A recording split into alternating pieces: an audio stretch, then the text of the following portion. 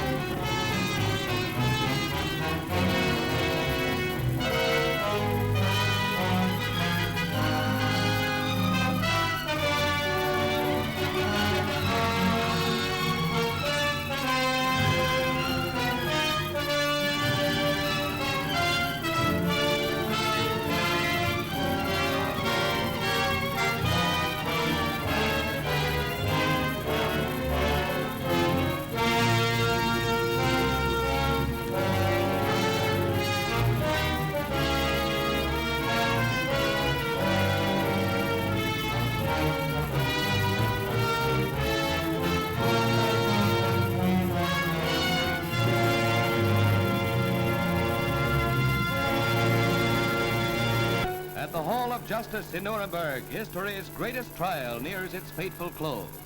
Under the most elaborate security precautions, only official cars pass the heavily guarded street barricade. Flags of the victorious Allies, sitting in judgment on the International Military Tribunal, fly over the court building. Supreme Court Justice Jackson, Chief United States Prosecutor, arrives. Credentials of spectators and officials alike are closely scrutinized, for it is amidst a grim and military atmosphere that 21 Nazis are to hear their fate. Sir Hartley Shawcross, British prosecutor, enters as the final rounds of the 10-month trial begin. The prisoners, headed by Goering, who shields his face, arrive under guard. The trial started with 24 defendants. One committed suicide, another was excused for health, and one is tried in absentia. There are 21 left in the dock to face civilization's accusation. These, then, are the men whose crimes against humanity brought about a trial without parallel in legal annals. It is doomsday and the day of reckoning as the court rises for one of the closing sessions. The world's finest legal talent has been contributed to the tribunal of 4 nations, which takes its place. Russian, French, and British are the other nations participating.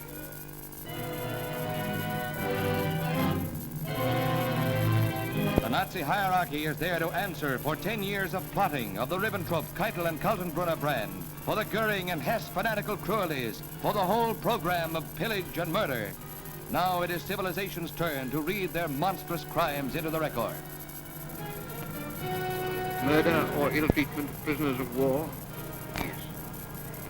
Killing of hostages, plunder of public or private property, wanton destruction of cities, towns or villages, or devastation not justified by military necessity. C. Crimes against humanity, namely murder, extermination, enslavement, deportation, and other inhumane acts committed against any civilian population before or during the war. For many weary months, a mountain of incredible proof is piled up against these men. Millions of words of evidence have been heard by the judges. Thousands upon thousands of documents have been examined by the finest legal minds of the four nations.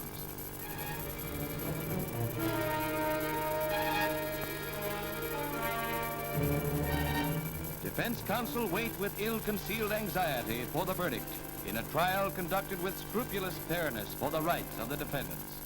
Literally, tons of paper were removed after each long, drawn-out session of court. For 5 savage and bloody years, humanity has waited for this moment of retribution, when the insane ambitions of men like these would come up against the stone wall of world justice.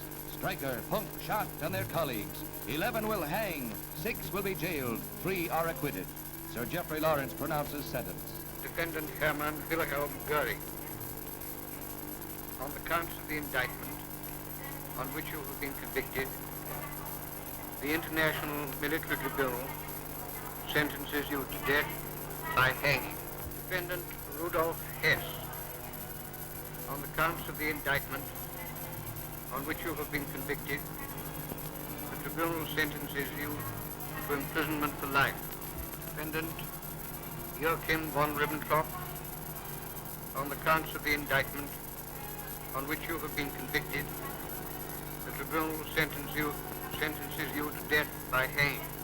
Defendant Julius Stryker, on the count of the indictment on which you have been convicted, the tribunal sentences you to death by hanging.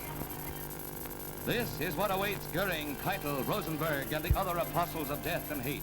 The only conceivable end for these merchants of aggression. And as they plunge the world into a bloodbath, it is fitting that they take their final plunge in ignominy.